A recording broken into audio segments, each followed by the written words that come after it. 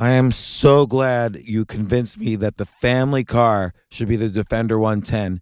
It is so beautiful inside.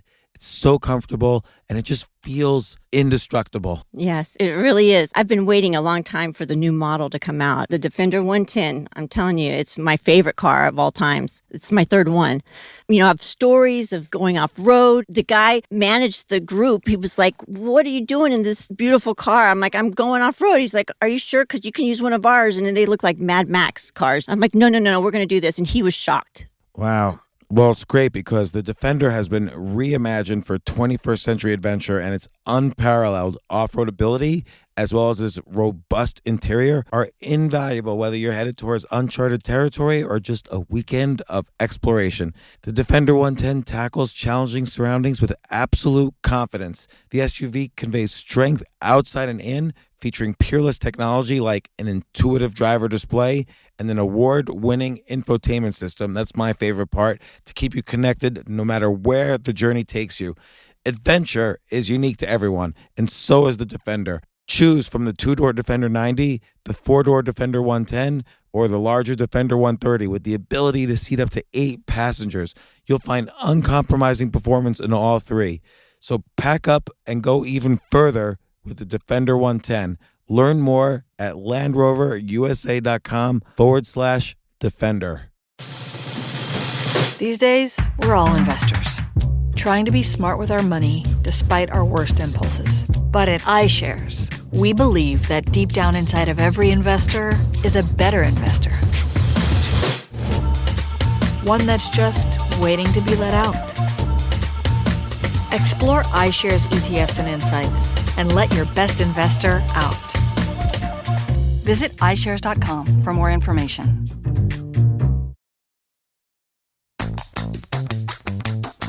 This isn't your average business podcast, and he's not your average host. This is I Will Make You a Millionaire, another episode helping someone reach their goal of making millions.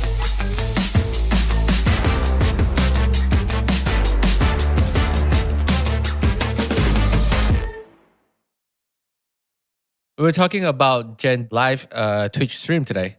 Oh yeah, and it's interesting because it's opposed to focusing on a game, you focused on marriage.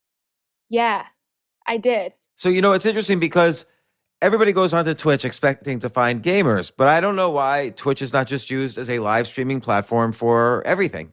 I agree with you. Yeah. They do. They have like the just chatting sessions, but the thing is, the just chatting session doesn't show up at number one because there's so many other people just they're playing games. So algorithmically they will just show like games that's on number one. So did you promote the Twitch on like Twitter or, as Jay was saying earlier, on your newsletter?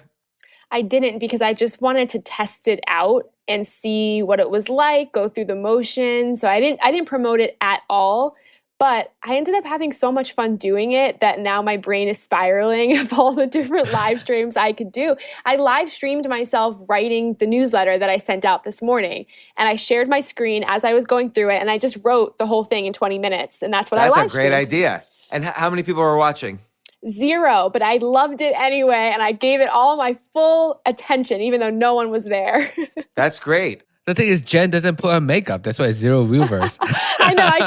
I told Jay, I was like, I woke up. That is sexist, Jay.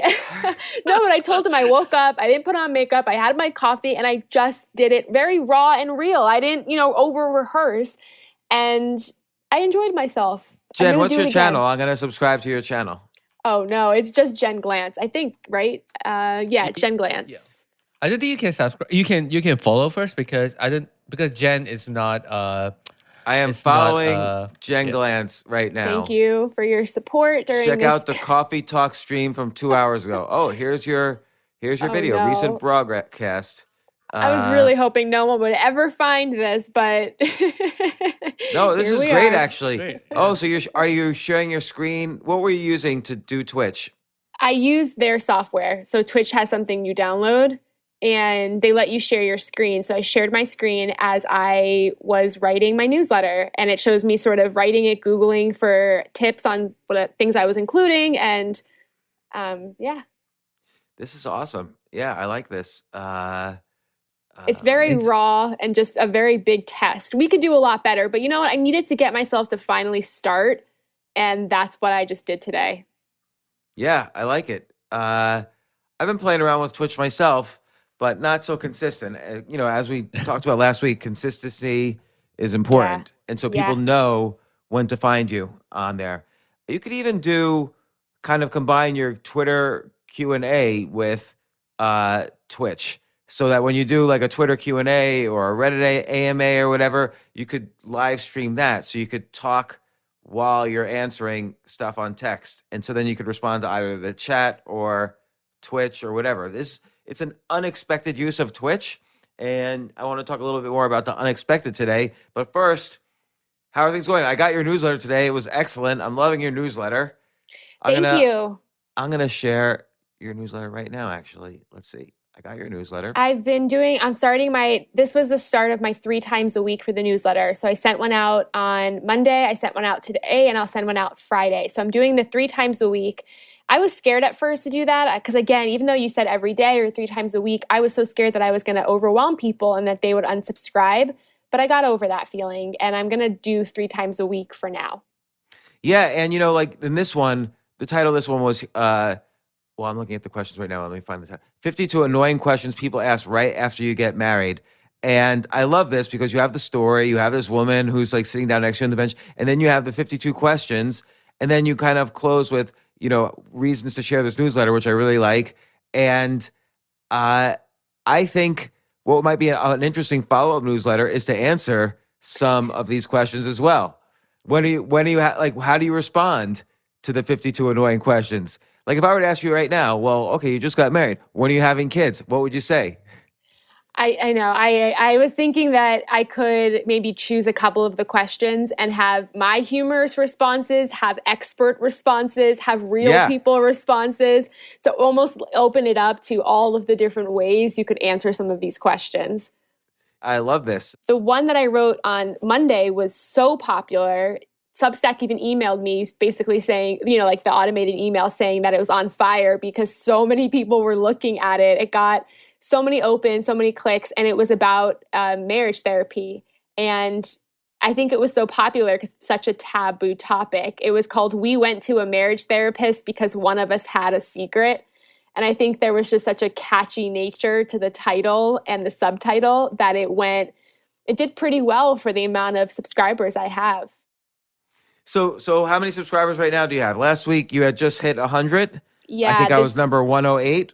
You were lucky, number 108, and this week we're at 200. And I only really spent about 1 day growing it. So I spent all day yesterday growing it from 100 to 200. And I did that in 10 more different ways. You know the great thing about consistency is that's the only way to kick in compounding. So what I mean by that is, like, for a long time it feels like, oh my gosh, I only have 100. Now I have 200. Now I have 400. This is nothing. I won't be successful till I have 50,000. But the good thing is that in just 20 doubles, one subscriber turns into 1 million subscribers. So if there's just any sort of compounding, any sort of exponential component to the growth, whether it's 1 month or 6 months or a year, sooner or later, if you're doing any kind of exponential style compounding at all, even if it's 10% a month or 2% a day or whatever, it eventually turns into tens of thousands. And you only get that compounding with, of course, quality is always assumed, but consistency. So if people know, okay, every Monday, and then, and the quality implies also shareability, but it looks like you're focusing on that a lot more. So you're going to get there, and it's just a matter of, the consistency and the persistence of it. So this is good.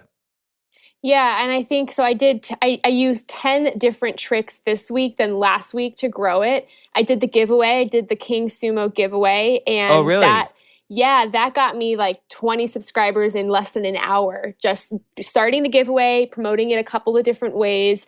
So that was really taking off. And again, I just started it yesterday, and it already gave me, a handful of new subscribers.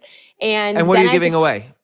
I'm giving away a $25 Amazon gift card and then all 3 of my books. So that costs me nothing except the $25 gift card, really. And so I figured the Amazon gift card would really get people to care. And then my books also just sort of put my brand back into that forefront of their mind. So that was my combination. Yeah, let me see. Did you mention the giveaway in the newsletter? I didn't mention it in the newsletter because I figured people already subscribed. So I didn't mention the giveaway in the newsletter, but I mentioned it in. But you want the people who subscribed to win the contest, and they win the contest by sharing your newsletter. So they get, for every time they share and someone subscribes, they get 5 more entries to the contest. Okay, I'm going to add it into the newsletter.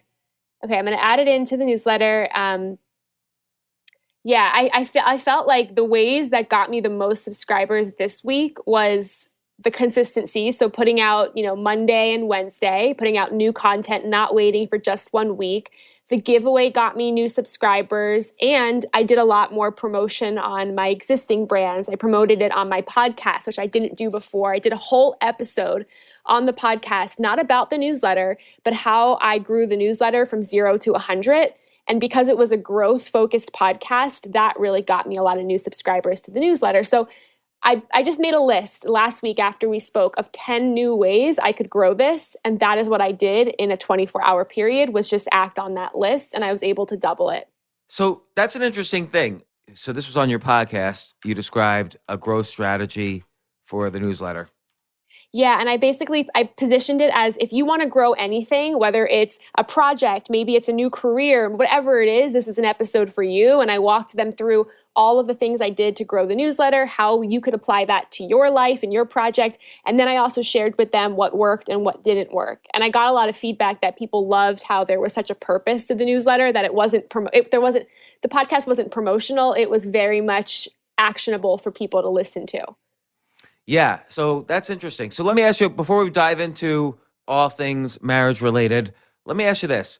You have a very unusual job. Like, I love telling your story. I went out to dinner with like 10 friends about a week ago, and people were asking me what I was up to, and I described the podcast with you, and that you were, your business that you started was, you were a bridesmaid for hire. And as you could probably imagine, everybody's first reaction is, what? And they had never heard of such a thing before.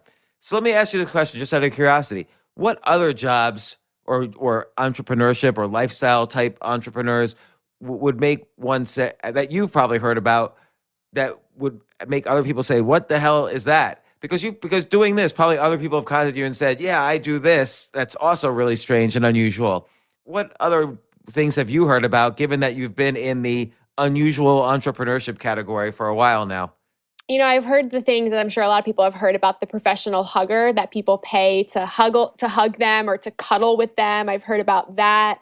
I've even heard people in the wedding space, not so much in America, but in other places, where people will hire people to be wedding guests with the purpose of them being entertaining, like being the ones to start the party on the dance floor. I've heard people who are professional, like criers at funerals. So people will pay. This is, I think, very Is popular. that a real story? Is that really in other true? countries. I'm not sure if it's Japan or what country it is, but there is something where China. people will pay people to come to funerals to cry.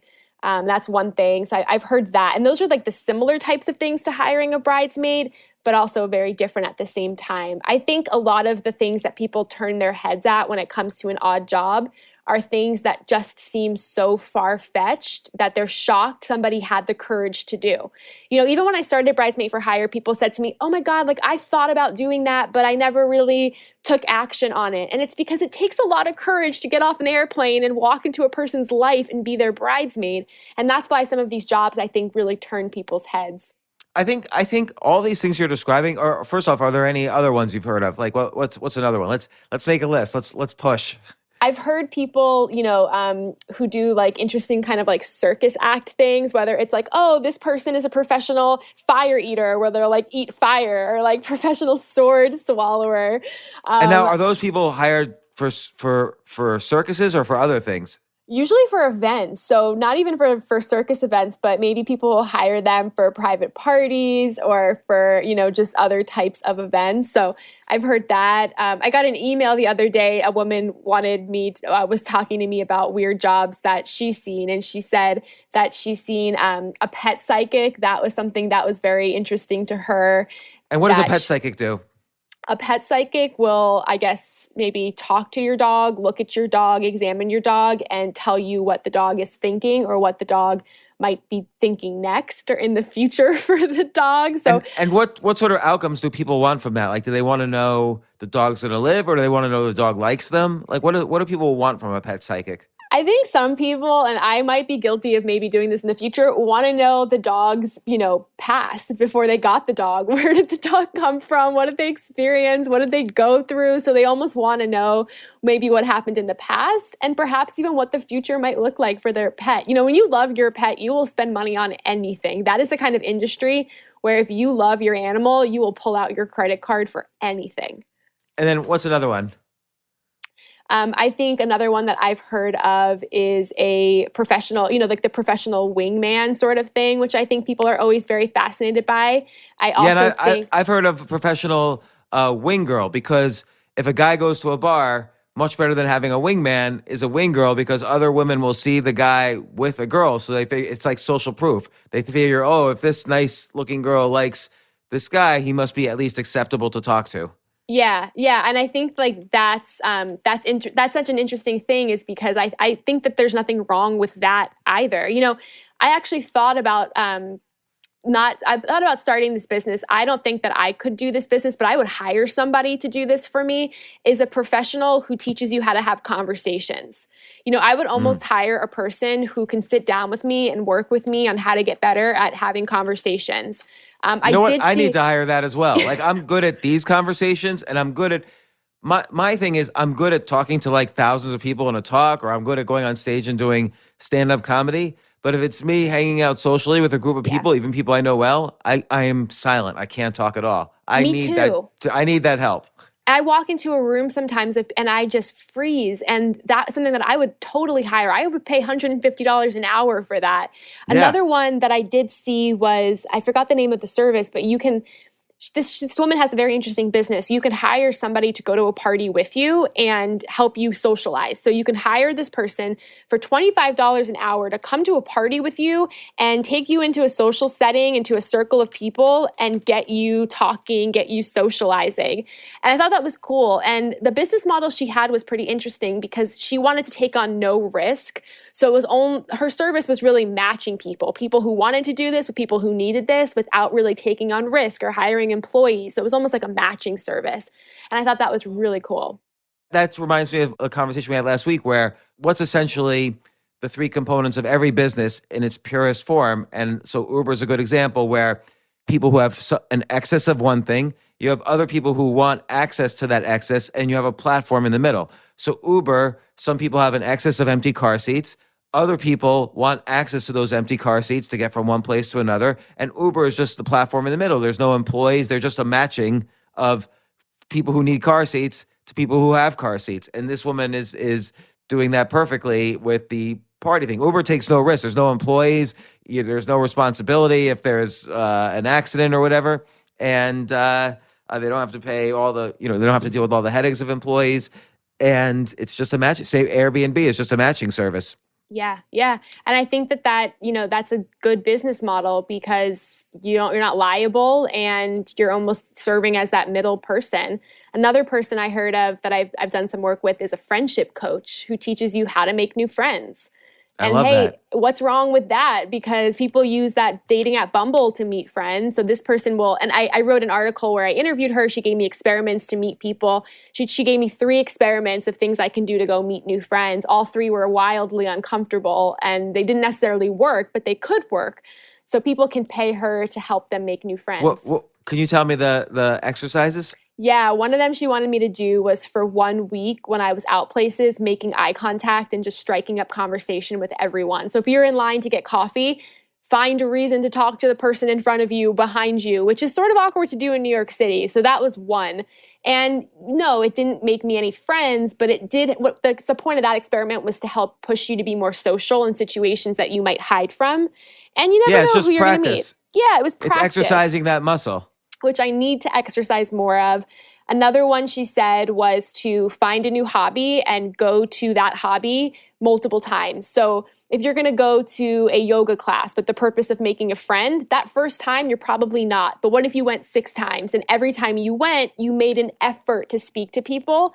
That might help. She says a lot of times people go places, to a networking event, to a conference, whatever it is, with this goal. And then when they don't succeed at the goal, they never go back. So she made me pick something and go to it multiple times. And I didn't meet anybody, but I found myself meeting people who I made, small talk with and things like that. The third thing, which was the most uncomfortable, was to message a friend of a friend or somebody that you have met, once or twice, who's like maybe a distant acquaintance, and make plans with them. Because oftentimes some of your new friends can be friends of friends, but we just don't always think about that. And that was tough because I think with friendship, it's so awkward to say, hey, I like you, want to get coffee? Like, it's so awkward because you're not dating the person, but it feels like you are. And I'm just not good at that.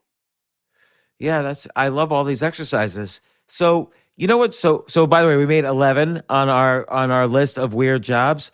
And what's interesting about all of these, except for maybe the only exception that I'm about to categorize all these, and the only one that doesn't count is the fire eater / sword swallower. But all of these sort of suggest that jobs are created by some sort of disconnect in our culture. So the fact that some people need a professional hugger means something went wrong along the way with society, that people feel so disconnected from the others around them or alienated that they need to pay someone for a hug, or they need to pay someone to teach them how to have a conversation with somebody, or they need to pay someone to be a guest at their wedding.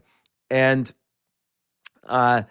it's interesting because I wonder, and the reason I bring this up is people in the beginning of the pandemic were looking for new ways to make money that were different from the old ways, because everybody was sort of 55 million people were fired or laid off. And I wonder if there's another newsletter opportunity called Weird Jobs, where maybe it doesn't have to be 3 times a week. Maybe this one's just once a month, or who knows. But you explore another weird job. And the reason this is different from the marriage one has a huge audience, a huge potential audience. This also has a huge and completely different potential audience, because people want to make money. People still don't want to go back to, if you just had a year off from your job, maybe you don't want to go back and you want to be a professional hugger or a professional wingman or wing girl or a friendship coach or arrange people to go to parties with other people.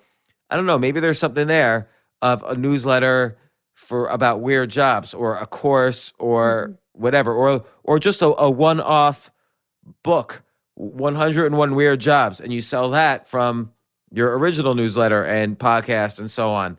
So I just throw stuff out there. I just was curious because you had such a weird job, or have such a weird job / business, that I'm sure you must have been exposed to many ideas about other sorts of people. There's probably a community of people who have weird jobs or hear about weird jobs, and they hear about your job and they say, oh, that reminds me of this person I know who's professional, office worker, or, like they're a fake office worker to show clients how many employees there are at a business or whatever, some weird thing. And I just throw it out there. It's another potential interesting topic. Yeah, you're right. I feel like us weird job people, we're always on the lists, like the articles. We're always, on the same articles together. We're always on the same TV shows together. I feel like we should start, like a meetup. But I love that. And I think, I was always exploring the idea of doing a course about it, because so many people are like, how did you do it? And not even the bridesmaid aspect of it, but how did you take a weird idea and turn it into a business? Almost like a course on how to turn anything you love or anything you enjoy into a business, because maybe you do love giving people hugs, but making that a business is probably the same as becoming a friendship coach, So maybe it's a course like that, but I think it's a great idea because so many people not only want to know about these weird businesses, but they want to know about the business model and they want to know how they can start something like it. And I think in some cases they want to hear stories. Yeah. Like if someone's a professional wing girl, she probably has a lot of like weird, insane stories. And again, why are they weird? It's because again, all of this is about some disconnect, some alienation that people have as society has drifted, in the past from 100 years. Everybody's left the village. Everybody's left the family home, and they're out there on their own in this increasingly urbanized. That saying, like, in New York City, when people first moved to New York City, a common thing they say is, "I never saw so many people, and I never felt so alone at the same time." And all of these weird jobs that you mentioned are related to this disconnect of being around people but feeling disconnected from them. And I wonder what other things there are, like, maybe like when many people are moving cities, maybe almost like a concierge service. Like when you move into a city, here's how we're going to find you all the basic services. Here's how you're going to make friends. Here's how you're going to find relationships. Almost like a concierge. Here's all the great restaurants to go to, and we'll make reservations for you. Almost, maybe that's another thing. I'm just thinking of that might be a bad idea. Bad idea is always acceptable. I'm just thinking of what other times people feel disconnected by, for 40,000 years, humans lived one way, and now for the past 100 years, humans have lived in a completely different way, which has caused the need for a pet psychic. People feel lonely, so what they really want to know is their pet has feelings similar to they have. So they want to know what those feelings are.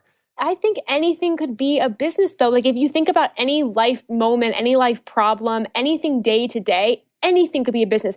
People pay people for everything. Like whether it's home organization or organizing the clothes in your closet by color or meal prepping for you, people are willing to pay for anything these days. So I really think like anything can be a business. People pay people to come in their house and clear the energy in their space. That's a whole world right there. Believe me, I have had that happen. I've used one of those people, not me, but an ex-wife used one of those people, and that person made a lot of money. Yeah. Yeah, I think it's like, but I think it's almost like, this is what I'm so passionate about encouraging people. If you have a skill or you have something that you like doing, you can make money off of it. I think also another thing that always strikes me is even as we're talking about all of these odd businesses, and maybe I'm the weird person, but a huge part of me is thinking I would hire almost all of these people. I think most people, when they call it weird, what they're also trying to say is that's so interesting. And then they start to question whether or not they would even hire that person. I think when I started Bridesmaid for Hire, people were like, that's crazy. But then secretly a part of them was like, actually, I could have hired you, or, I don't want to admit it, but I do need someone like you.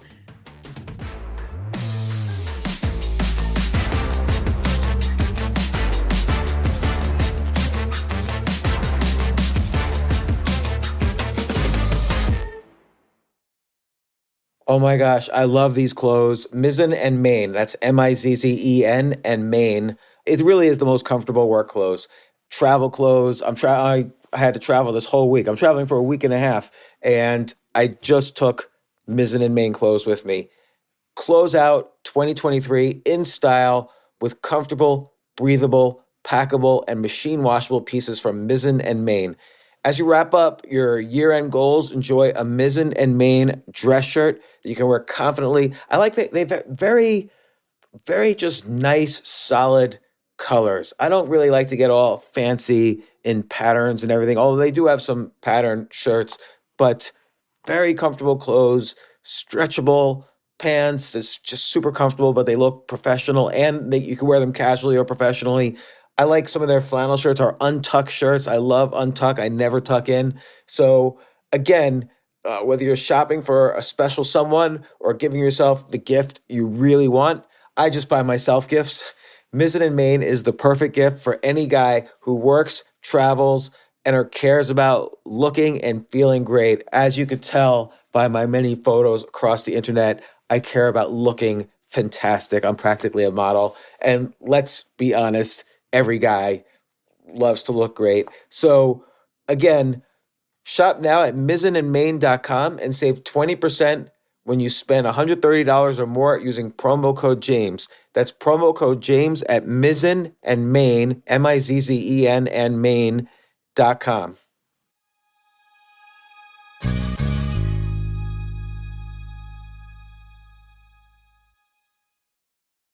You know what I love about fantasy sports is that even though I'm not going to be a great basketball player or a baseball player or a football player or whatever, I feel like I get to participate and make decisions and use my knowledge of these different leagues or these different sports to compete. So it's like I can pick my team or I can pick my favorite players and I could use my knowledge to make predictions and maybe even make money. So with the basketball season here, you can now pick combo projections across football and basketball from the Specials League on Prize Picks. This is a league created specifically for combo projections that include two or more players from different sports or leagues. Want to play alongside some of Prize Picks' favorite players like rapper Meek Mill and comedian Andrew Schultz, who's also been a guest on this podcast, and I've been a guest on his? You can now find community plays under the promos tab of the app to view entries for some of the biggest names in the Prize Picks community each week. Look, Prize Picks even offers a reboot policy so that your entries stay in play even if one of your players gets injured. For football and basketball games, if you have a player who exits the game in the first half and does not return in the second, that player is rebooted. Prize Picks is the only daily fantasy sports platform with an injury insurance policy. What? So, I love playing it. I love anywhere where I can use analytical ability with my interests to demonstrate some skill and maybe make some money. And I like the game-like aspect. I do wish they had chess as a category on prizepicks.com, but I'll settle for what they've got. Maybe I should make my own fantasy chess league. But in any case, I love Prize Picks. Go to prizepicks.com/James. Use code James for a first deposit match up to $100. That's the easiest $100 you're ever going to make. So that's prizepicks.com/James and use code James. Daily fantasy sports made easy.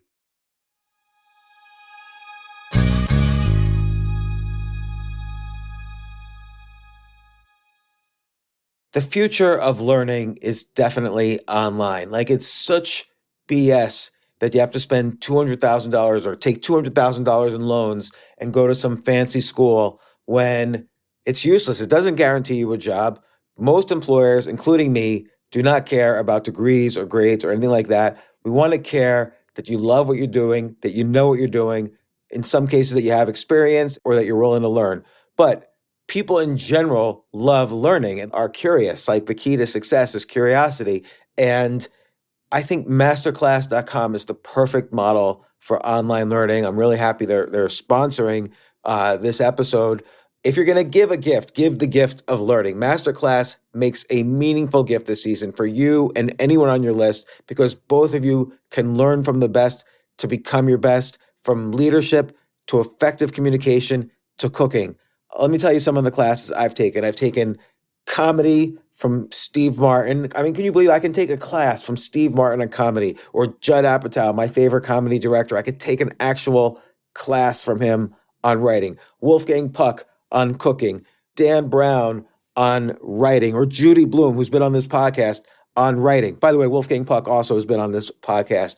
It's such a pleasure. I try to take classes all the time from masterclass.com. And whether you're watching Masterclass on TV or listening in audio mode in the app or on their site, the quality speaks for itself. It's like these Masterclass instructors are your own personal mentors that are going to help you reach the next level. How much would it cost to take one-on-one classes on comedy from Steve Martin or on chess from Gary Kasparov? You just wouldn't be able to do it. But it would cost hundreds of thousands of dollars. With a Masterclass annual membership, it's $10 a month. Memberships start at $120 a year for unlimited access to one-on-one classes with all 180 plus Masterclass instructors. So it's not just $120 for one instructor. You get all 180 plus Masterclass instructors.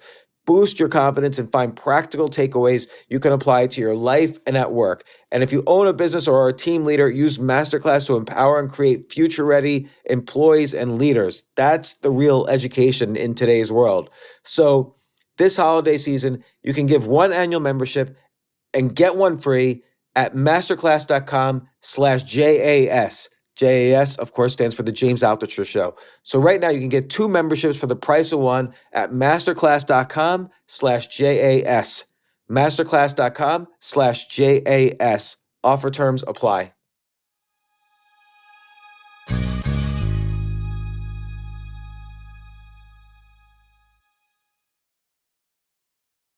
I don't know if anybody does this at all, but it seems to me this would be an interesting job, and this person would have interesting stories if there was a job, is a person who helps people make people disappear. Like if somebody just wants to have a new identity for some reason, be interesting to, if you know, it's skirting some regulatory area, but someone who's a professional disappearer. Yeah, Like I here's love how it.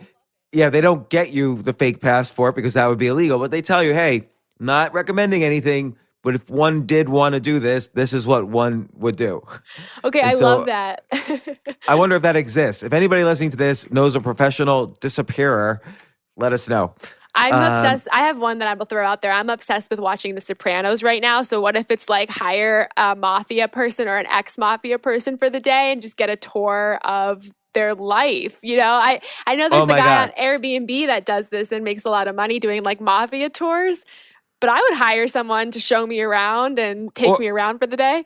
Or like now there is a service to hire bodyguards. This is just another one. There is obviously services to hire bodyguards, but what about hiring a fake bodyguard? So what I mean is like, sometimes like when you go to a bar or you see bodyguards with celebrities, they're huge, they're massive people, and they're ready to kill you. Now, I don't want to hire someone who's ready to kill somebody, but I want to hire 2 big people to just follow me around.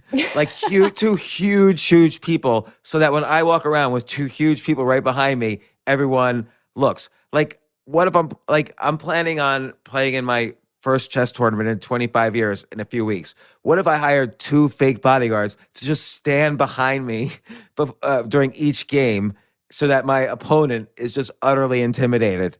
Like, that would be kind of funny to me, and I would pay money for that. What about hiring just a group of people to walk behind you so you look important, or hiring paparazzi, or hiring someone to take your Instagram photos for you for a week? You know, I feel like anything to make you feel important, or, I think the cool thing with like Airbnb experiences is you have so many people on there who are doing this, who are putting out services just like that. Oh, that's interesting. Let me see. So I remember Airbnb has a conference every year, or at least they used to for all the people who are hosts, meaning they own apartments that they Airbnb out.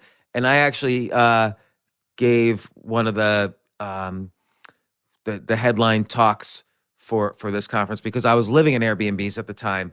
And that was the conference where they announced Airbnb experiences. I wonder if those have like taken off, They have. if they're doing well. Yeah, they have. I've done them. I've done them during the pandemic, before the pandemic, and I've loved them. I did one where I did like a walking tour in LA where they take your picture. So like by the Hollywood sign, it was very cheesy, but if you want some good Instagram photos, there's all these like tours like that. Like, oh, I'm an influencer, I'll take you around for the day and show you how to pose like an influencer. Or I'm the best vintage shopper in New York City, I'll shop with you one day. I think there's a mafia tour. There's things just like what we're talking about that would be considered odd jobs, but on Airbnb Experience, they're considered to be cool.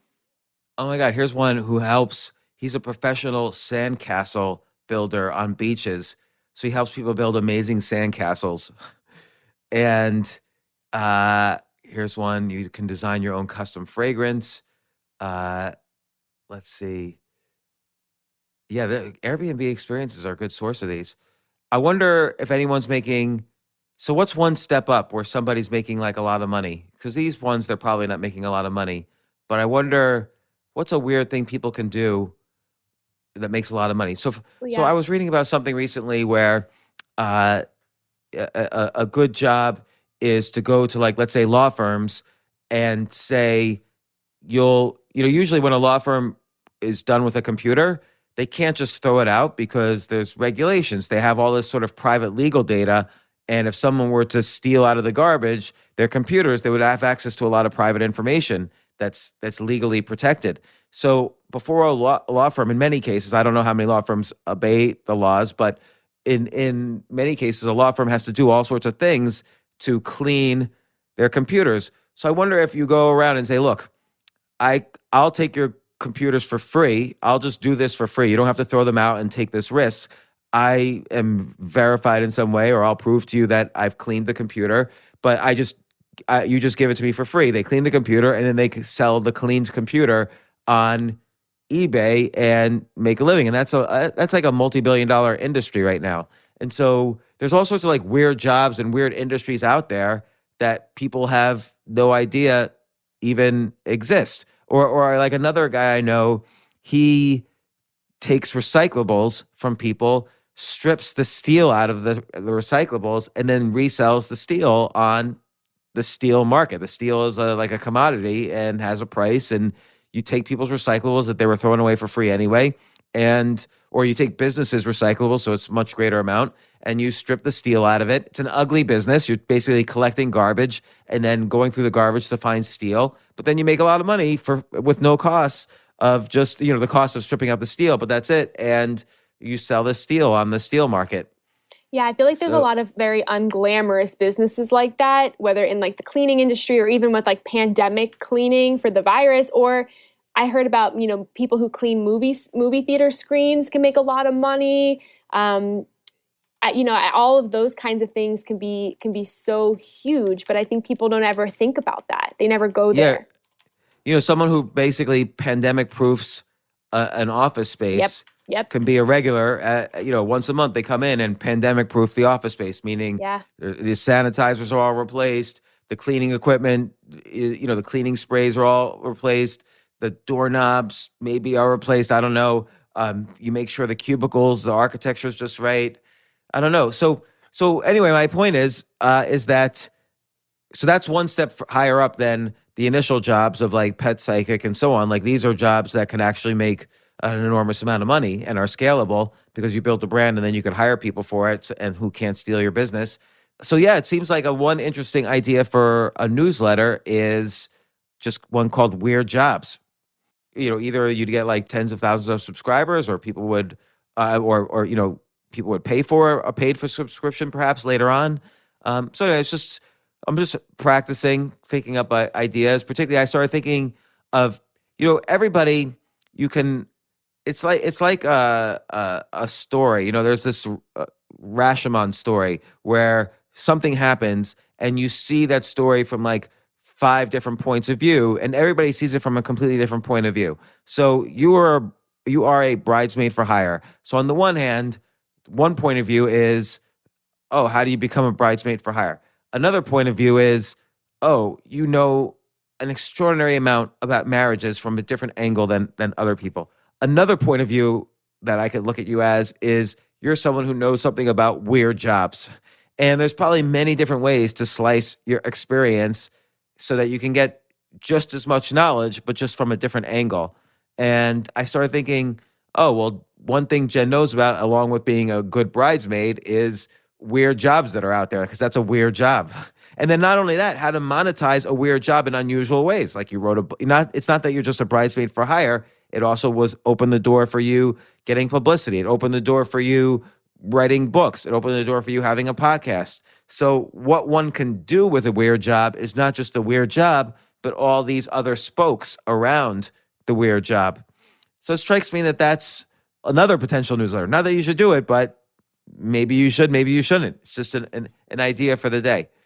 But you know what I'm thinking though is like, are there places, like what if there was one website where everyone who had a weird job could list their weird job, and anybody who wanted to hire something weird could go there to find that?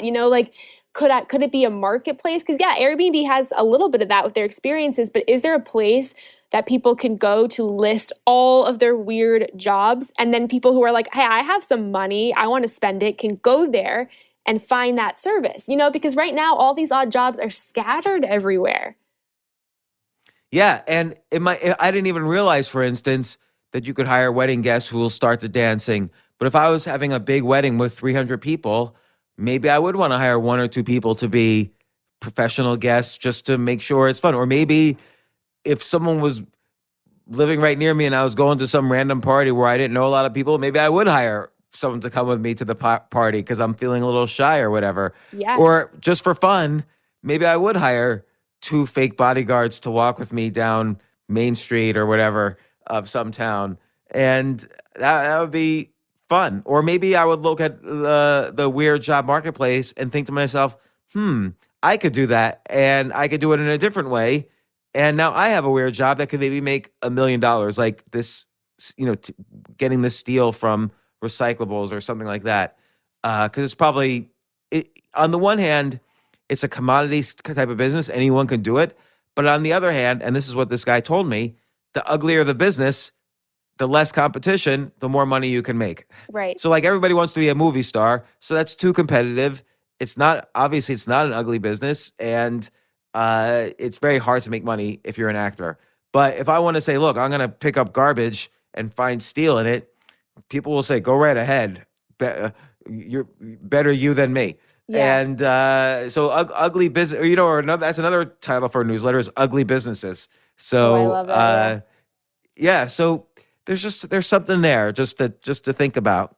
And it's interesting because, one, and the reason I'm thinking about this, I remember when in the early 80s, I think it was Showtime or maybe it was the Movie Channel started another movie channel. So it was like the Movie Channel and then they started something else. I forget what else, another channel. So their salespeople were going around and trying to sell people 2 channels. And so HBO at the time heard about this and HBO only had HBO. And so they figured, okay, the best way to compete is they needed to start another channel. So they started Cinemax and now they were competitive again, selling against the movie channel's other alternatives.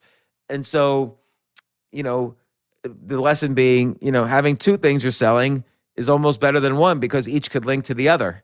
And just made me think. I don't know, again, if that works in this context and you're working really hard on the marriage newsletter, but it's just always something to think about because I think, again, last time the reach was going from 1 newsletter a week to 3 or more newsletters a week. Maybe there's another reach here where, I don't know, might be too much of a reach, or maybe there's also the thought that we should branch out from newsletters, but I'm just thinking of other ways to you want to have as many irons in the fire as possible to give yourself as many chances as possible to see what lights on fire. I do think the marriage newsletter will light on fire, but I always think of, even for myself right now, I'm starting at least 2 different businesses, plus I have my old business I still make money from, plus I write, plus I do a podcast. So I always try to think of, plus I invest. I always try to think of, and I've said this on the podcast before in other situations, but even the IRS says the average multimillionaire has somewhere between 5 and 7 streams of income. Yeah. And so it's just an interesting thing to start thinking about is what's the next, not just spoke around marriage, but spoke around business in general. Yeah, I wanted to talk to you about this because, even yesterday, someone asked me, so what do you do? And I said, I do a lot of different things. Here's 7 to 10 ways I make money every month. None of them make me a ton of money, but here's what I do. And this person said, you are exhausting and you need to stick to just one thing. And I feel the same way as you. I like to have multiple things going on, but I guess my question is, number 1, when do you know when to stop something? And 2, when do you know, okay, let me get this in a good place before starting something else? Because I feel like I have a collection of so many things that are at this level that are not quite where they should be, but I'm not really investing so much time. So I feel like a bit of a mess. And and I don't really know what to do with all the things I already have. So it's a good question, and there's no 100% answer. So I could just talk from my experience. Like, first off, a real quick precursor. I made a lot of money in a business in the 90s. I made websites for, when very few companies had websites, like I made AmericanExpress.com, TimeWarner.com, and so on. And I sold that business and made a lot of money. And then I went totally broke. That's like my core story in my books and everything like that. But first off, even that first business, we had no idea if that was a good business or not, making websites. Who knows? We didn't know if the internet was really going to be the thing.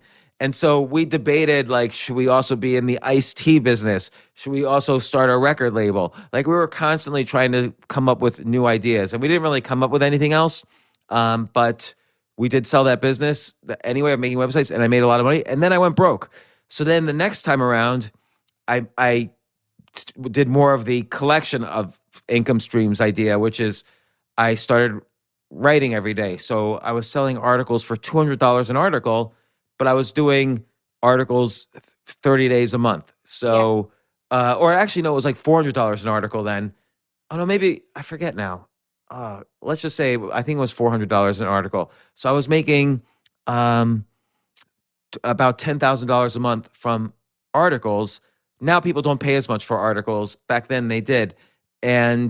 But then also I started writing for the Financial Times. So that was once a week, and that was $500. So it was another $2,000. And then I would start getting book deals.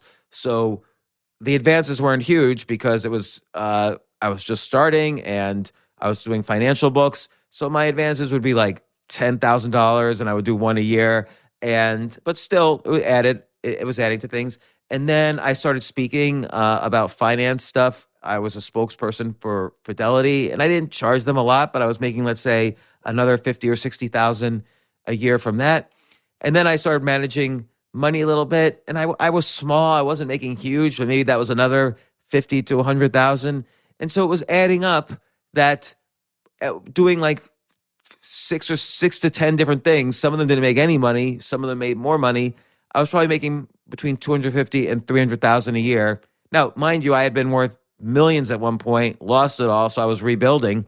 But the only way I could rebuild without having to have an actual employer was by doing lots of different things, because no one thing paid my salary really. And it was only through doing a lot of things. And then I started dabbling in starting other businesses, which I eventually did, or investing, which I eventually did, but only in very tiny amounts. I didn't have that much money, so I would invest in very tiny amounts, and it would build up. But so your friend who told you stick to one thing is absolutely wrong. Because again, and this is not coming from my own anecdotal experience, the IRS actually says the average multimillionaire has at least 5 different streams of income. So a job is just one stream. And by the way, even a business is just one stream. So of course, some people make millions from a job. Some people make millions starting a business and selling it. But that's relatively rare. You hear the stories, oh, somebody just sold their business, made 10 million. You hear a lot of stories, but it's relatively rare and a little bit of luck that somebody just doing one thing makes a lot of money. To make a lot of money at a job, you have to be the CEO of a big company. To make a lot of money at a business, the business has to succeed, it has to be a great idea, and you have to sell it. Or you have to generate so much income from it that it makes you a lot of money. It's relatively a rare thing. But like someone who owns a laundromat, that's a business, but maybe they make a salary, but that's about it. So your friend's not correct if you want to make $1 million. You have to do multiple things, and you have to manage. Part of the thing about making a lot of money and doing multiple things is you have to manage your time. So you can't really go out with friends 7 nights a week, because you have to, wake up an hour earlier than everyone else, or stay awake an hour earlier than everyone else, and not be drinking so that you can focus on writing the next newsletter or whatever. Yeah, and it's not like you have to be so strict with yourself that you have to cut out everything fun in your life, but you probably can't binge watch Game of Thrones for the 8th time in a row. You probably have to, that's 160 hours you've lost. And in those 160 hours, you could have written probably 160 newsletters. Yeah. So just by not watching Game of Thrones, that's an entire year's worth of newsletters potentially. And so that's a whole income stream that simply binge watching Game of Thrones denies you the opportunity to do. And so you can pick and choose which areas you cut, but you have to be very efficient with your time. Also, you have to figure out more ways to scale. So, for instance, you mentioned people. One job is people come in and organize houses. So that's like the Marie Kondo thing.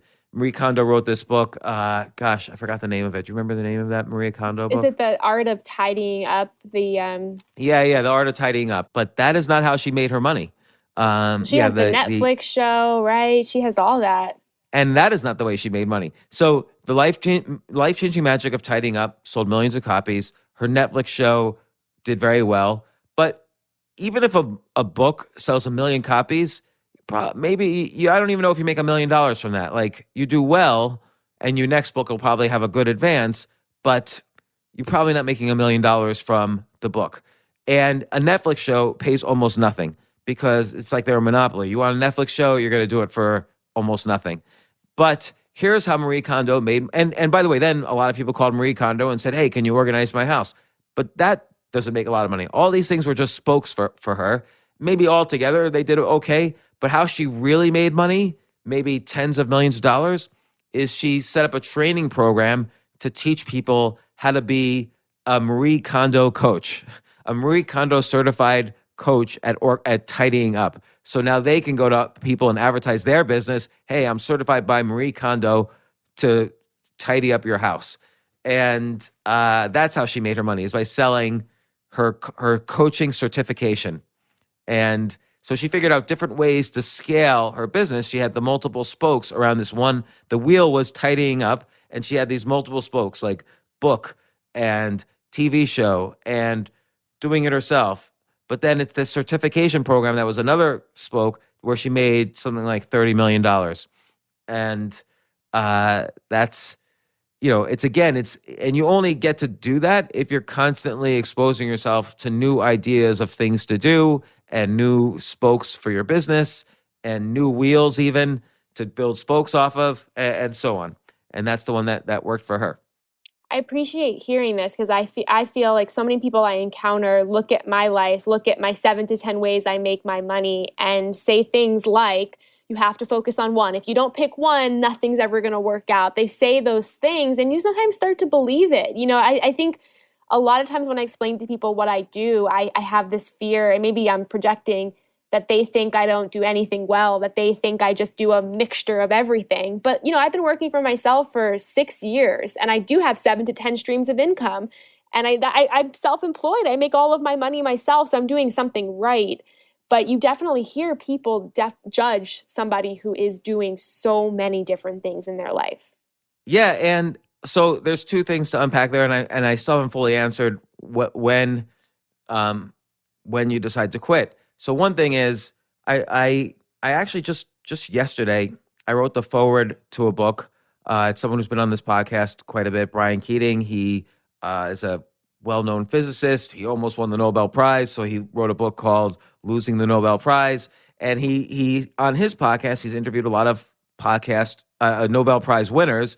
And so he's writing a book, which we talked about on my podcast, called Into the Impossible. But it's basically, he describes how all these Nobel Prize winners, what did they do differently to become Nobel Prize winners?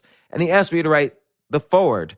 And I totally was hit with imposter syndrome. Like, who am I to write a foreword for a book about Nobel Prize winners? And particularly, like I feel like all these Nobel Prize winners, since the age of 4, they've been physicists. And, when they were 21, they figured out how, quarks turn into atoms, and they win the Nobel Prize, and they do all the research and math and all that. And I've been, a computer programmer and a writer and a stand-up comedian and an entrepreneur, all these different things. I feel like a dilettante sometimes that, kind of mildly good at many things, but not like the best in the world at anything. And so I think that's an okay thing, because not everybody becomes a Nobel Prize winner, and we have to live life. And the other thing is that, so the other thing to unpack is, when do you quit something? Because sometimes it is too many things.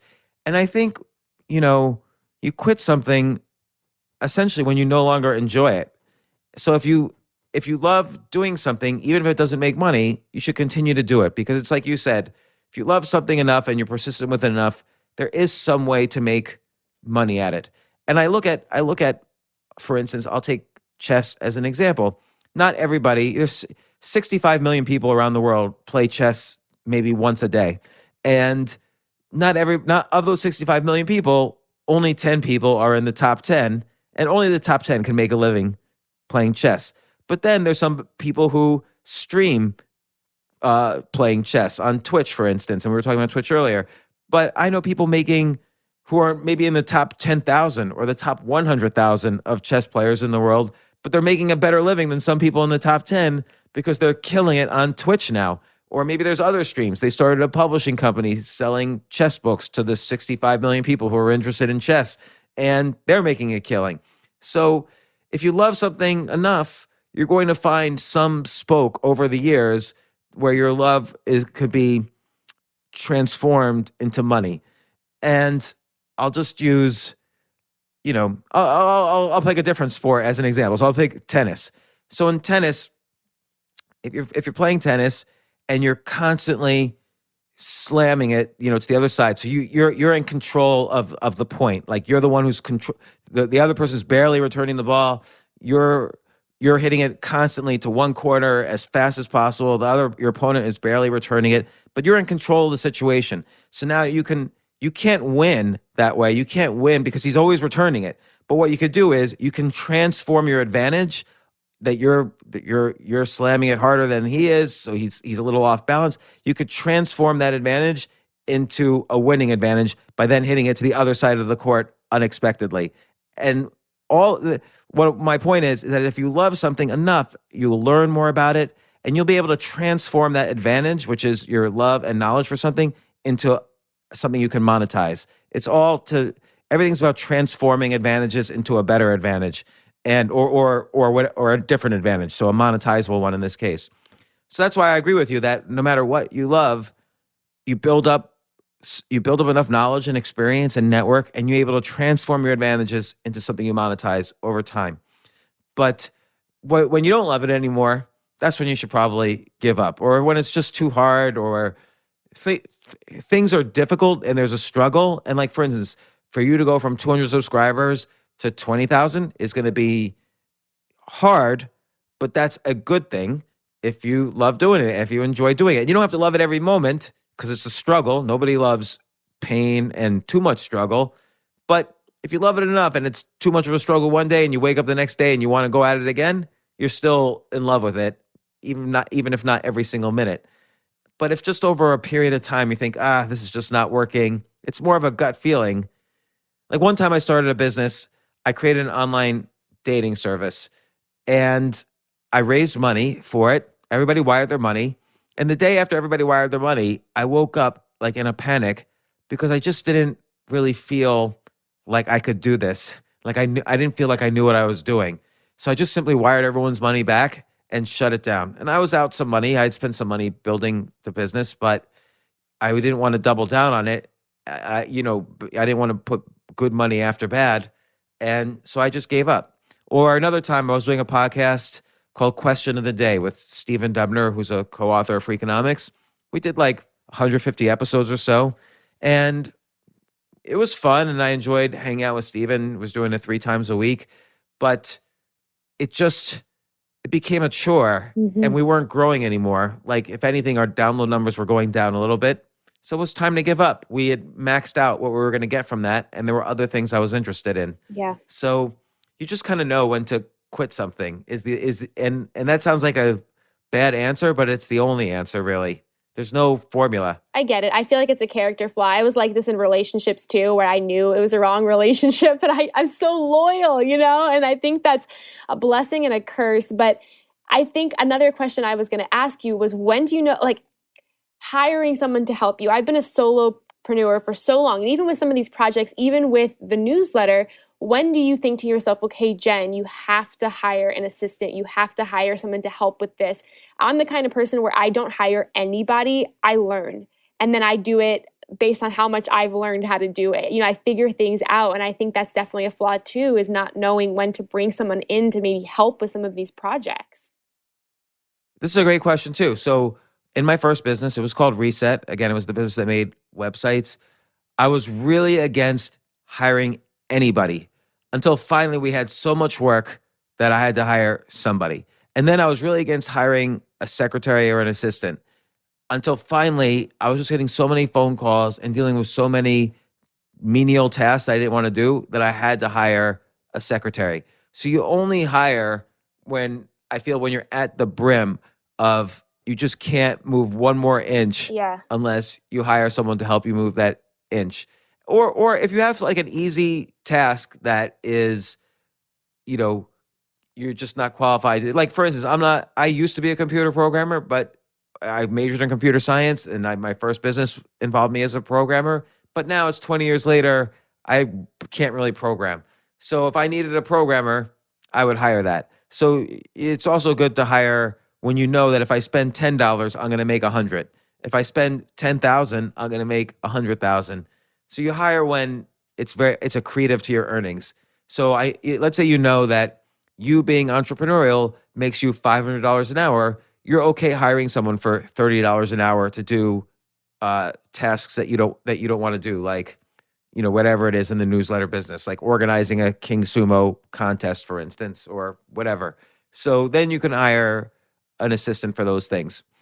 But yeah, I agree with you. Be very careful about hiring an assistant. Yeah.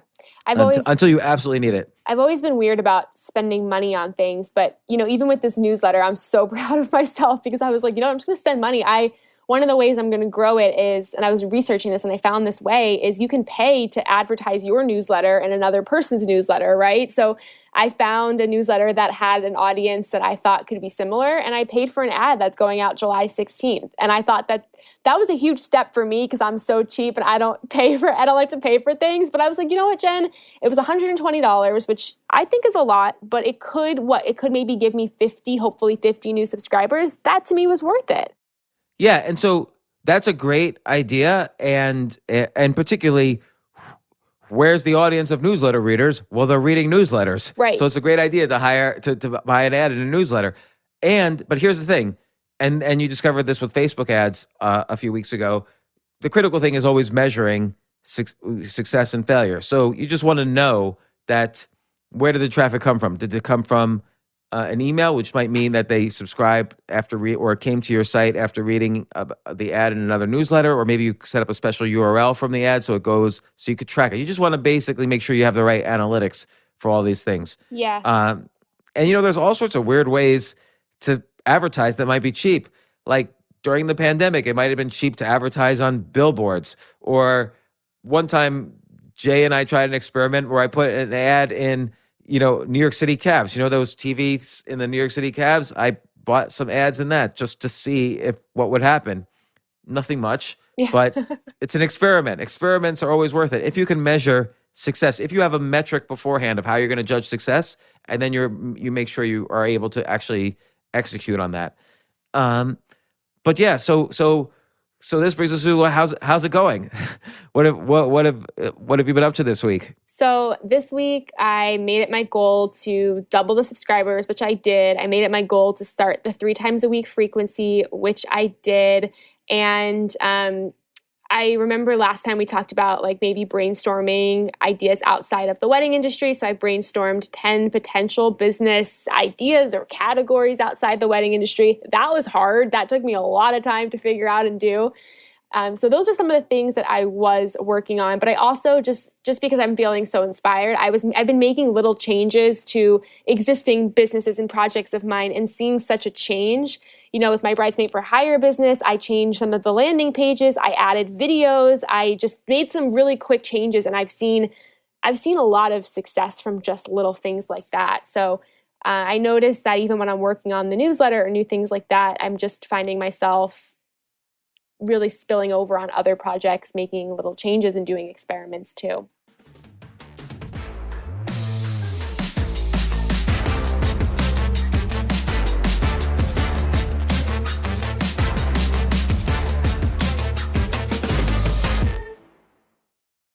This is such a valuable service for all business owners, big businesses, small businesses, doesn't matter. I wish I had this in the many different businesses that I've started.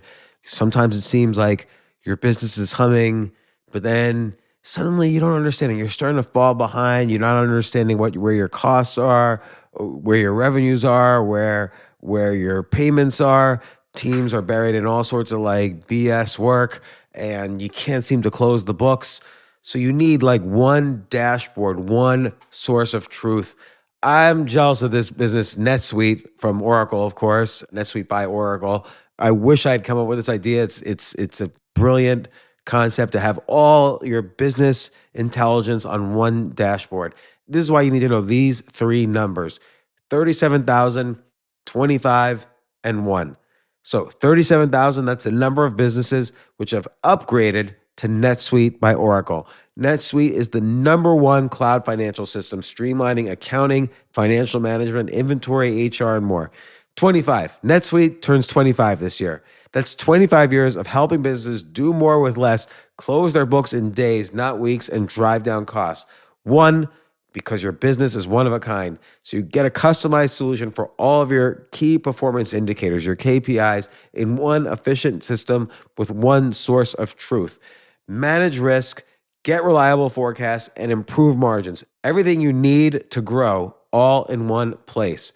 So right now, download NetSuite's popular KPI checklist designed to give you consistently excellent performance absolutely free at netsuite.com/James. That's netsuite.com/James to get your own KPI checklist. netsuite.com/James.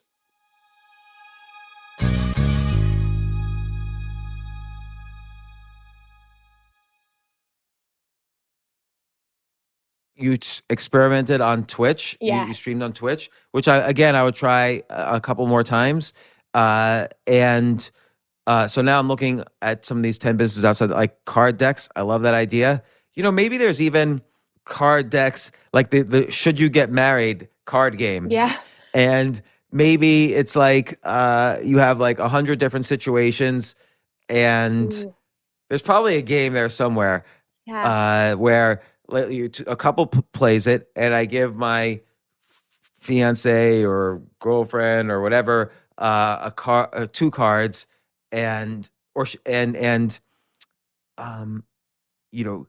maybe it's like a gourmet restaurant or a Broadway show, and then she writes down which one she likes better, and then I have to pick. So almost like the Newlywed Game. Yeah. And then I have to pick which one she likes better, and then a certain score means you guys hate each other. A certain score means you guys are friends, and a certain score means you only have physical attraction, and another score means you should get married, and then the top score is you should be grandparents together.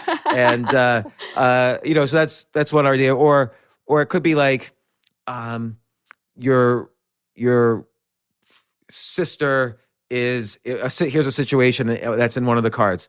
It could be just a situational kind of game. So a card says your sister's husband is cheating on her.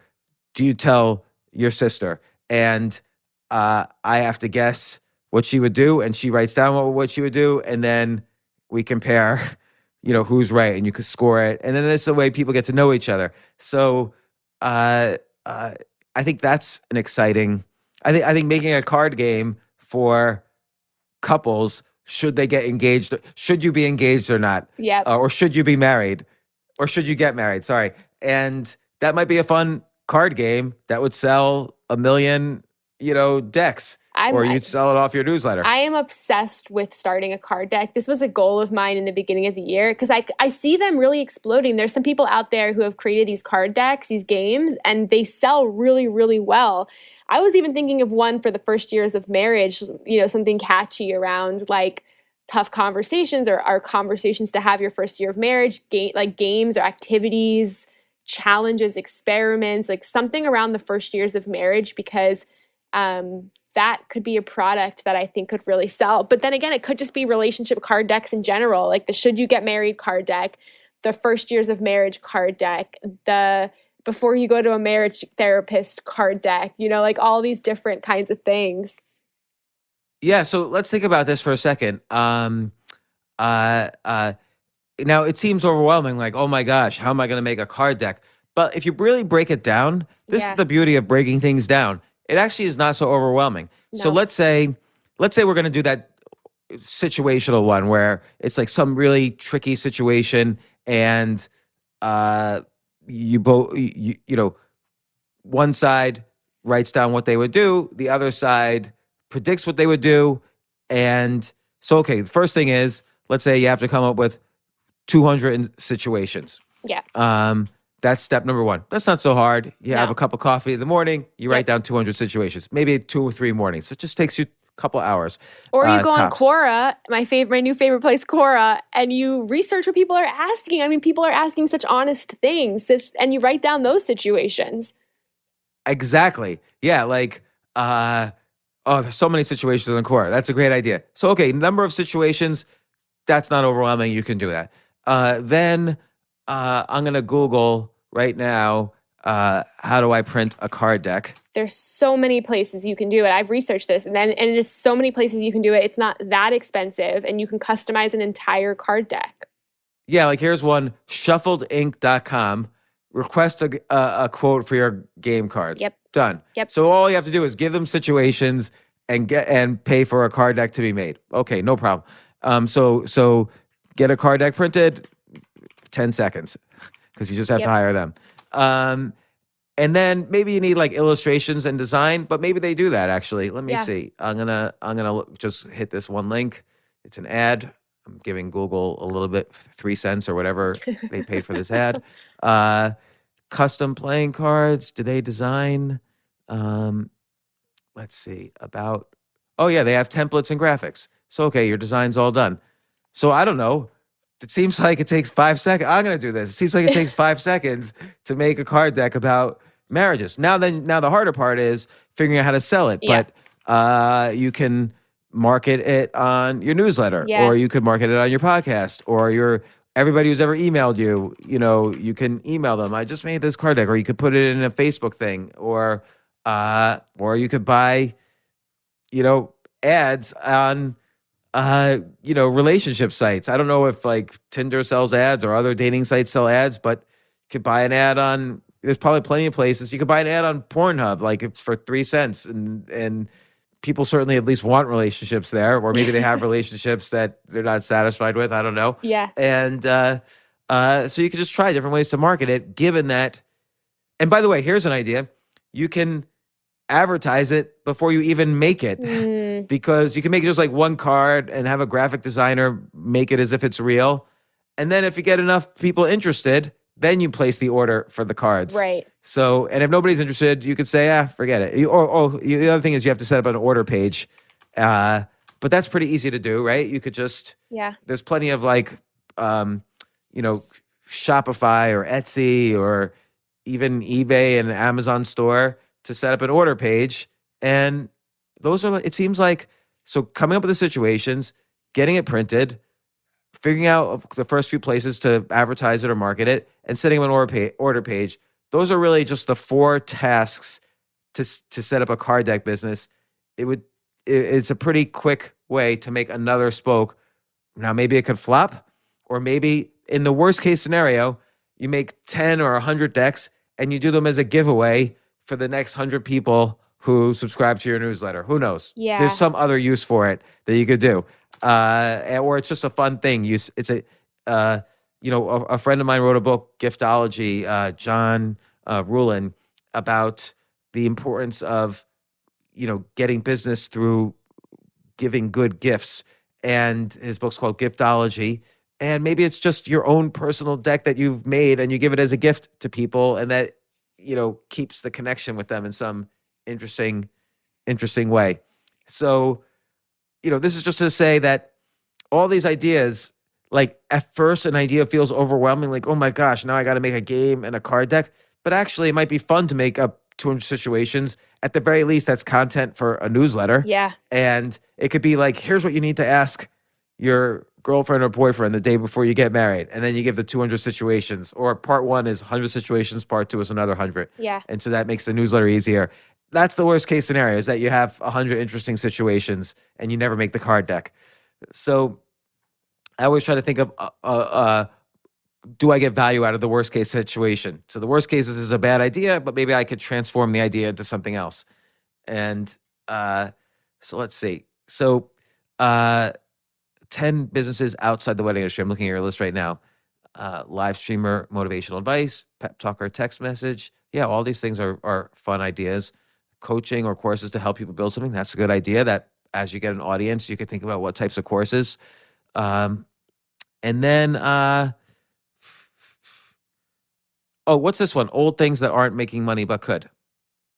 Oh, Is that did I lose you? old things? Oh, so just all of my projects that aren't making money that could be monetized. Like I have a podcast that's not making money, and like another one of my newsletters for 7 years not making money. So I have so many foundations that could make money, but they're just not.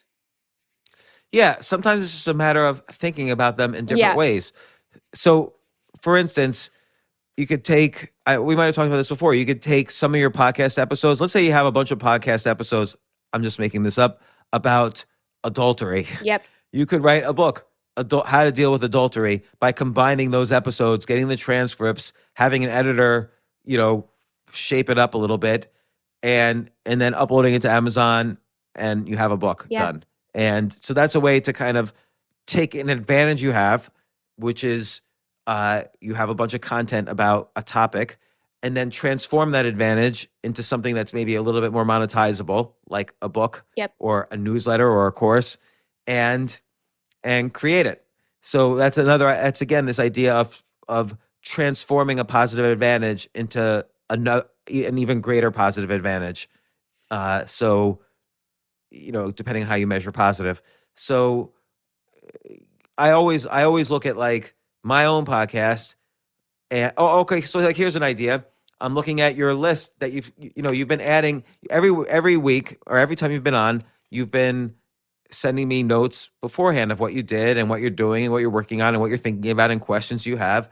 And so far you have sent me, let me see, you have sent me 38 pages in just a few episodes of this. You've sent me 38 pages of notes.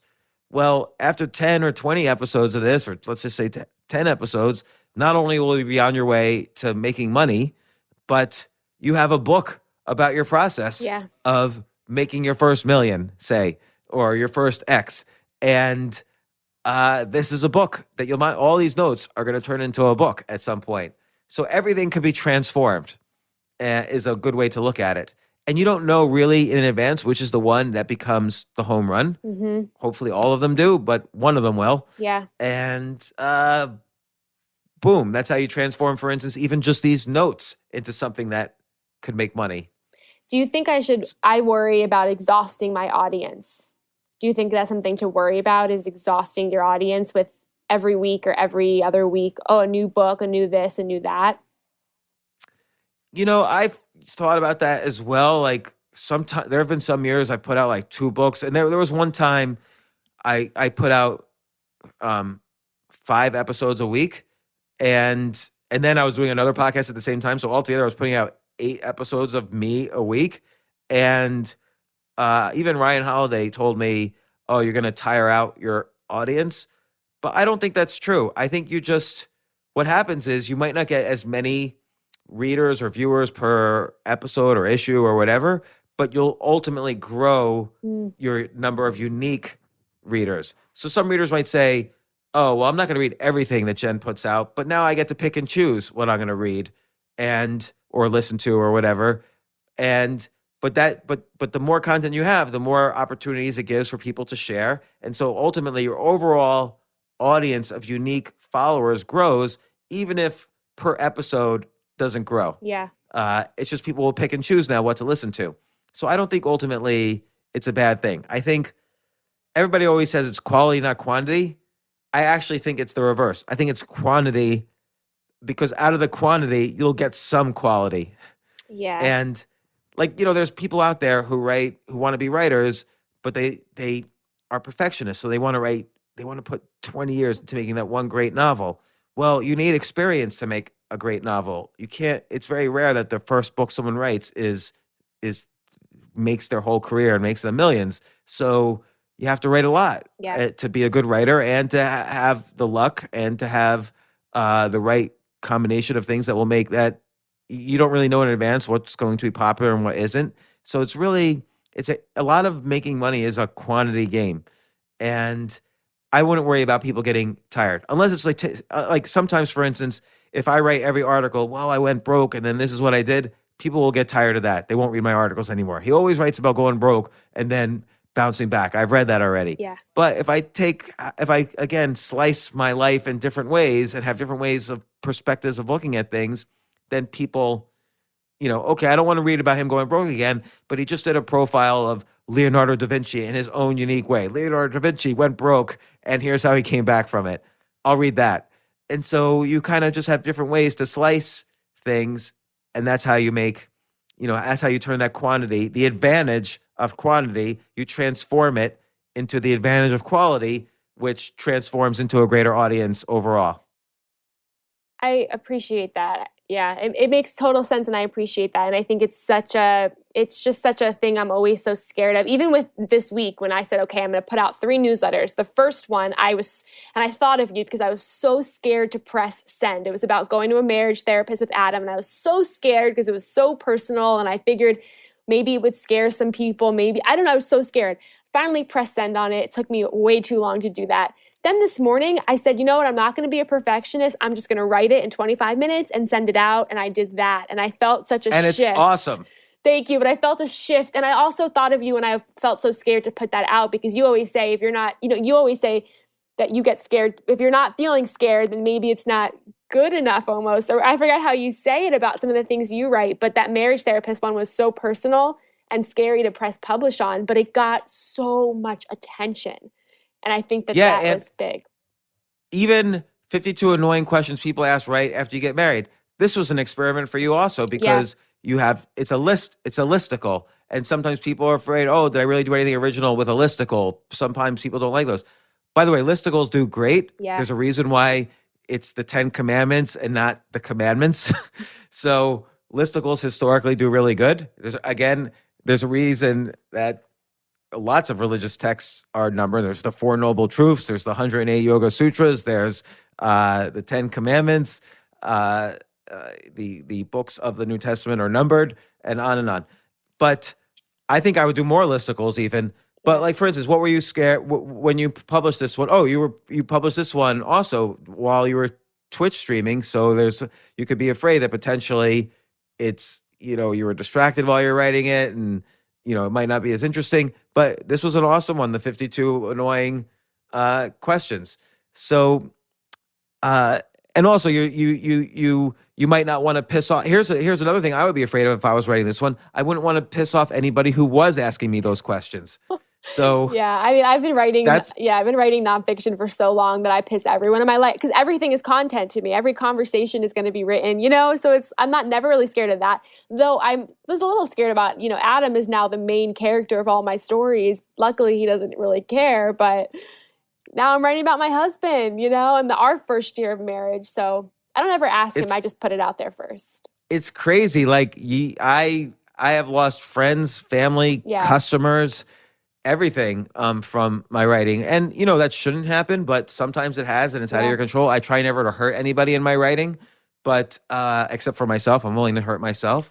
But yeah, it is always important to feel afraid before you hit publish. It might be because you're stylistically afraid that, this style is not going to work, or maybe you're afraid somebody might be offended when they shouldn't be, or maybe you're afraid like you're being too vulnerable. But something should, and the reason is because when you're afraid, you're doing something unique that no one else has ever done before. You're doing something unexpected, and only the unexpected is going to stand out. Yeah. I used to say, better to be the only than the best, but actually even better than that is better to do the unexpected than to be the only. And, if you think about a thriller novel, it's not that if someone writes the only thriller novel about, janitors afraid of spiders, that might not be so interesting. But if you do something unexpected where it's a janitor and suddenly everybody in the school is vampires and he has to figure out how to survive and stop them from taking over the world, that's a little more unexpected. Yeah. And so I think the unexpected is interesting. Like, because you're married and here you are writing about the problems of marriage. It's kind of an interesting little twist. Right. And it's only the first year. Right. I'm in So- month 3 of being married and I'm already writing about divorce and stuff. But By the yeah. way, that's a newsletter topic. Why am I writing a newsletter about divorce in the first year when I just got married? What does my husband think of this? You could interview your husband, what he thinks about it, and that's an episode, and people are going to share it. I love it. So- 2 fun facts I learned this week writing about marriage was 1, 50% of people go to marriage therapy. And the second fun fact was that most people go for an average of 12 sessions, with 66% of them improving in 20 sessions or less. Really? I wonder how many people go to a couples therapist who ultimately get divorced. I thought it was interesting that 50% of people get divorced, but also 50% of people go to a marriage therapist. I thought that was very interesting. Yeah. That is interesting. I wonder what the overlap there is. I know. But and also, since 66% get better, that's pretty good. but then it's like, what does better even mean? I feel like no one is exploring what any of this means. Like, what does it mean to actually improve? This is a relationship. I'm fascinated by this world because I think people talk about marriage in such concrete ways, and it's just that's not really how it should be talked about. Yeah. No, so all this is good. I think, I think we came up with other ways of thinking about different streams of income. Yeah. I answered some of your questions Yeah. ranging from the newsletter to work. By the way, in terms of hours a day to work, the average person works about 2 hours a day. Like the average person in an office works about 2 hours a day. So when somebody says, "Oh my gosh, you're just doing too much. I'm feeling exhausted just listening to you," it's that's in their mind. Like the reality is all of these things we discussed and all of these things you're doing probably shouldn't take you more than 3-4 hours a day. Yeah. And that's not so long. Like we talked about a lot of things. Again, we talked about making a card deck. It'd probably take you less than 4 hours in one day to make an entire card deck business. I agree. I mean, even At just least doubling the first 2/3 of it. doubling the subscribers from 100 to 200. I sat down yesterday, did 10 different things. It didn't take me all day, and I got double. So yeah, I agree with you. I think while it might be exhausting to some people, I still live a decent life. I don't sit at the computer all day, So I think that's fascinating. But I have a list of things I want to do before next time. Like I want to start the card process. I want to, do something with the odd jobs. Like I have a couple of things I want to work on because I think it could be cool to see what happens. And it's interesting. Like in this past year, I published 2 books. I of course do my podcast 3-4 times a week. I've started a business or 2. I released a TV series. I did do a lot of stand-up comedy, or did. I do lots of things, and people say, "Oh my gosh, that's so much. I wish I had your kind of time. I don't have any time. What's your secret?" And I don't have a secret. I don't really work more than 3 or 4 hours a day. That's kind of my limit. And then I like to enjoy my life after that. It just is a matter of efficiency in time. And that's really the only secret. Most people, again, work 2 hours a day and view that as a whole day. And the other thing is, it's not about the number of hours. It's about, are your efforts compounding or just adding to your results? So, and I don't know how to really describe that, but if you just think in that way, am I compounding or am I adding? There's no way to really quantify this because it's not something you can measure really. Like your results are hard to measure. But if you just have a mindset like, are my activities compounding the efforts I've put in before, or am I just adding stuff? That's important too, because compounding, like when I started writing, I wrote articles about finance initially. Those were my first paying jobs. And I was compounding because I had a unique writing style. This is like in 2002. I had a unique writing style for finance, and I started getting more and more followers, and they would share my stuff because I always tried to make sure it was shareable. And so I had a sense that I was compounding, and that's how I built up an audience in the finance space, and then much later in other areas of life. But so just thinking in terms of compounding is a good way to think about time. And like when you learn something, did I learn just one new thing, or did this one new thing I learned really add to all the knowledge I've had previously? So let's say I'm learning Well, again, how to play tennis. So if you learn tennis, you learn how to do a forehand, you learn how to do a backhand. And now if you learn how to, weightlifting in such a specific way will make your forehand more powerful, then you didn't just learn, okay, now I'm going to learn a little bit about weightlifting. The 3 hours you spent learning these new weightlifting techniques added to the 100 hours previously that you spent learning how to do the forehand. So everything you've learned previously has more value now. And so that's kind of a compounding way of learning or doing things, is that the new thing you do adds to all of the old things you do. So in chess, for instance, which I'm trying to learn in a unique way right now, if I learn how to play the end of the game better, it actually adds to everything I've learned about how to play the opening of the game better. Sort of a dorky thing to mention, but it's true. It's how I compound my learning there. Yeah, so, which I think is so important for a solopreneur because you're on your own. There's no one forcing you to do anything. And I think learning how to compound in many different aspects of what you do every day is just so important. And also learning how to be more efficient because, you can sit down for 3 to 4 hours and not get anything done. And then you feel sort of bad about your day. But I think as a solopreneur, learning the art of compounding is such an important thing. Yeah. So anyway, this is all great. Like, I think we've covered a lot of stuff from weird businesses to card decks to answering your questions. Great job doubling your number of subscribers. I can't wait to see what you do for next week or next session. And then sooner or later, we will start monetizing. It's just now you're kind of laying the foundation. Can't build the house till you have a good, solid foundation. I agree. But I did have someone reach out to me and pitch me like a product. And I said, hey, I have a newsletter. I want to advertise in it. So I'm already I'm already putting things out there to see, hey, why not, Another good thing is to look for affiliate deals. So, and just for people who don't know, an affiliate deal is somebody's advertising a real estate course and they don't pay for the ad, but there's a lot of software to track if somebody who subscribes to their course comes from your newsletter and you get 50% or 80% or whatever of the revenues of whoever you send over. So that's an affiliate deal. And those could be quite lucrative. I've made more money from affiliate deals than ads on my own newsletter. So that's an important thing. So next week we could start thinking about different experiments we could do to try to monetize. Amazing. I'm excited. I'm going to have some new interesting things for you next week aside from the newsletter because I am so awesome. I just love a lot of these ideas. So you'll be hearing from me soon with some cool new things also. Excellent. All right. Well, Jen, thanks so much for this. This is great. And I'll see you in the next week or so. Thanks, James. I'll talk to you soon. Good luck. Thanks.